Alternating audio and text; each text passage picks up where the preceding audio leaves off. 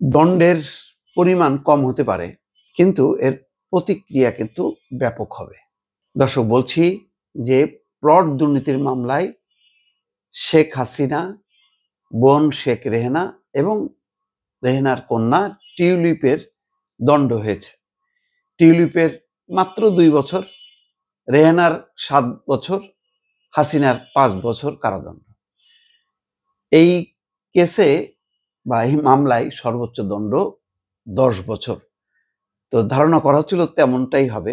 এই কারণে যেই দুদকের আইনজীবী বলছেন যে টিউলিপ রেহেনা হাসিনার মামলায় প্রত্যাশা অনুযায়ী রায় হয়নি, অর্থাৎ দণ্ডের পরিমাণ আরো হওয়া উচিত ছিল। এখানে খেয়াল করবেন যে টিউলিপ কিন্তু বাংলাদেশি না, তিনি ব্রিটিশ এমপি, মানে শুধু ব্রিটেনের নাগরিক নন, তিনি একজন এমপি এবং ব্রিটিশ মন্ত্রী ছিলেন।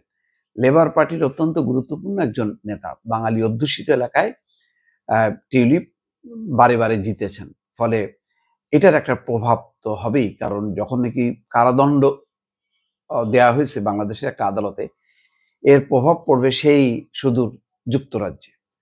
তো এখন বিলেতের রাজনীতি আলোড়িত হবে, তোলপাড় হবে যে বাংলাদেশে দণ্ড হয়েছে, সেই টিউলিপ কিভাবে লেবার পার্টির এমপি থাকে। কেয়ার স্টারমার ব্রিটিশ প্রধানমন্ত্রী, তার উপর চাপ পড়বে। এরপর হয়তো টিউলিপের ব্যাপারে সিদ্ধান্ত হবে যে নৈতিক কারণে হোক, আইনগত কারণে হোক, বাংলাদেশের এই দণ্ডকে তারা কি উপেক্ষা করবে, নাকি মান্য করে তারা একটা কোনো অ্যাকশন নেবে বা তারা পাল্টা কোনো তদন্ত করবে। এটা দুইটা দেশের মধ্যে কূটনৈতিক সম্পর্ক একটা টানাপোড়েনের কারণ হতে পারে। আবার এটা হতে পারে যে একটা দেশের যে আইন আদালত, তার নিজস্ব যে অধিকার, সেই অধিকারের একটা স্বীকৃতি হতে পারে। কি হবে আমরা কিছুই জানি না, অনেক কিছুই হতে পারে, আবার কিছু নাও হইতে পারে। আর শেখ হাসিনা তো সাজা হয়েছেই, তার মৃত্যুদণ্ড হয়েছে। তো একটা মানুষকে বিভিন্ন মামলায় এখন যতই মৃত্যুদণ্ড দেয়া হোক, কারাদণ্ড দেয়া হোক, এগুলি আর কিছুই না। মৃত্যুদণ্ডের পরে আর কোনো দণ্ড থাকতে পারে না। মানে হাসিনার বোন শেখ রেহেনা, টিউলিপ সিদ্দিকের মা, সেও হয়তো কোনো একটা গ্রাউন্ডে ব্রিটেনে যে আশ্রয় নেবে এবং সেও মাপ পাবে। আসলে আজকে যাদেরকে দণ্ড দেওয়া হলো কেউ বাংলাদেশে নেই। একজন তো ব্রিটিশ নাগরিক এবং এমপি, আর ২ জন দেশের বাইরে আছে। ফলে এটার তাৎক্ষণিক দণ্ড কার্যকর করার কোনো বিষয় নেই।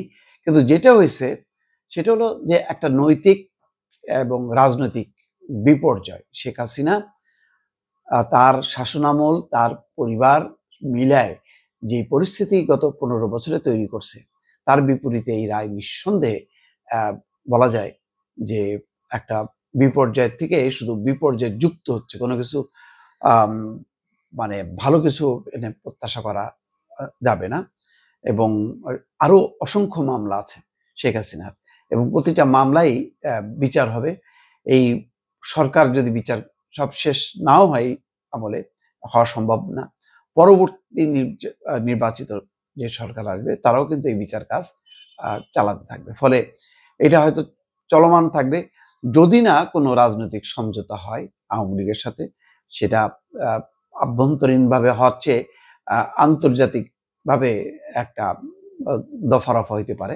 অর্থাৎ শেখ হাসিনাকে এবং আওয়ামী লীগকে রক্ষা করার জন্য আন্তর্জাতিক উদ্যোগ আয়োজন ছাড়া এই মুহূর্তে আসলে কিছুই নেই।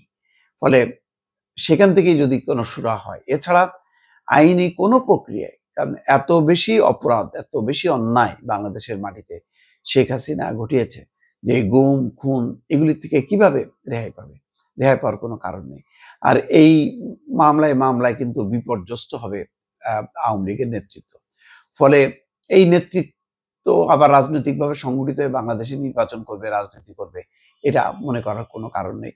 বরং নতুন একটা আওয়ামী লীগের যদি অভ্যুদয় ঘটে, তার সাথে যদি এই সরকার বা এখন যারা রাজনীতি নিয়ন্ত্রণ করেন তাদের যদি কোনো বন্দোবস্ত হয়, একটা মীমাংসা হয়, তাহলে হইলেও হইতে পারে।